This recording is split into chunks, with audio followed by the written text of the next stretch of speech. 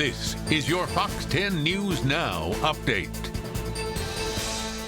Hi everyone, Eric Reynolds with your Fox 10 News Now update. Tomorrow is Election Day, and according to election officials, more than 79 million Americans have voted, many of those by absentee. If you have an absentee ballot that has not been mailed, the deadline to get it to the election manager's office is by the end of business today. Now, if you mailed it, it must be received by noon tomorrow to count.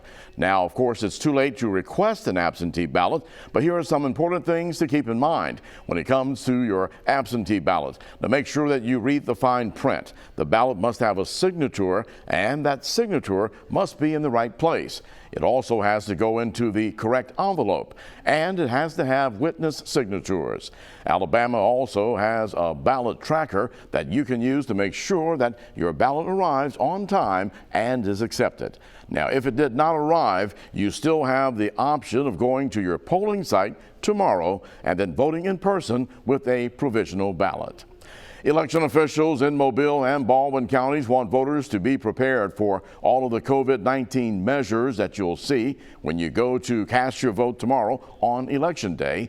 The voters are asked to social distance and wear a mask while waiting to cast their ballot. Poll workers will also be asked to wear masks and be given gloves.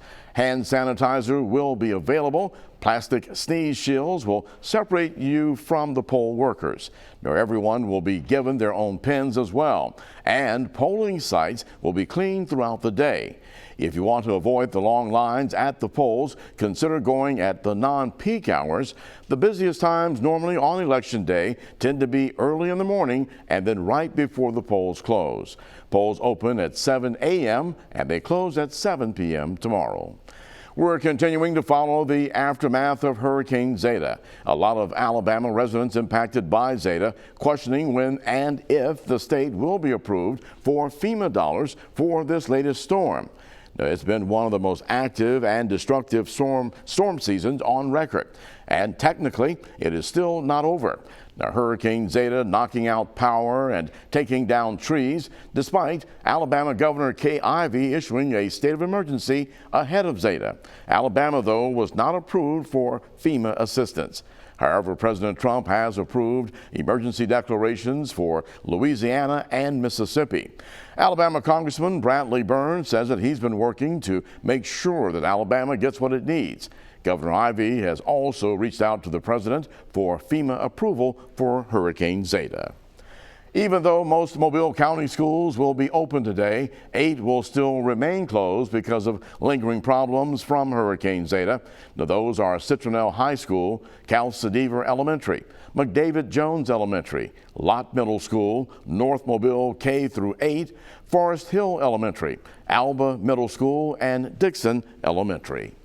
Also, Clark County Public Schools and Washington County Schools will remain closed today.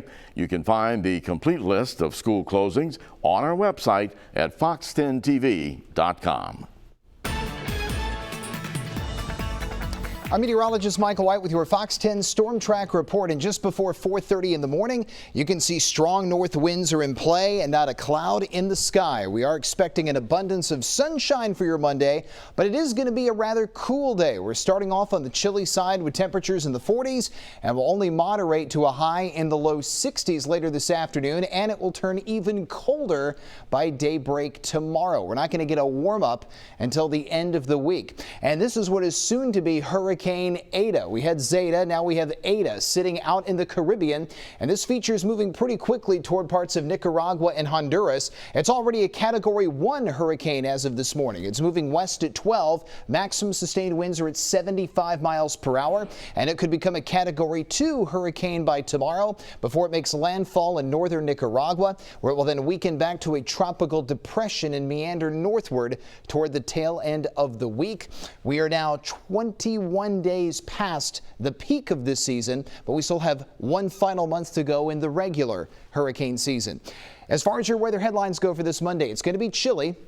We will have plenty of sunshine, and as far as rain, we're not really going to see a lot of that in the short term. We get slim chances back at the end of the week when we start to warm up. But notice this, I'm going to run this clock forward 24 hours from this morning to tomorrow morning.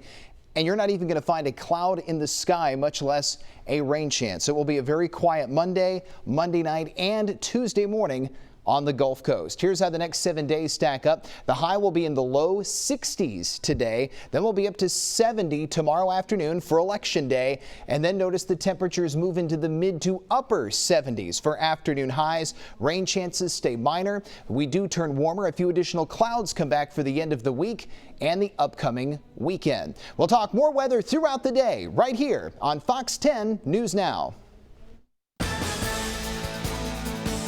Stay tuned to Fox 10 News throughout the day for the latest updates. This has been your Fox 10 News Now update.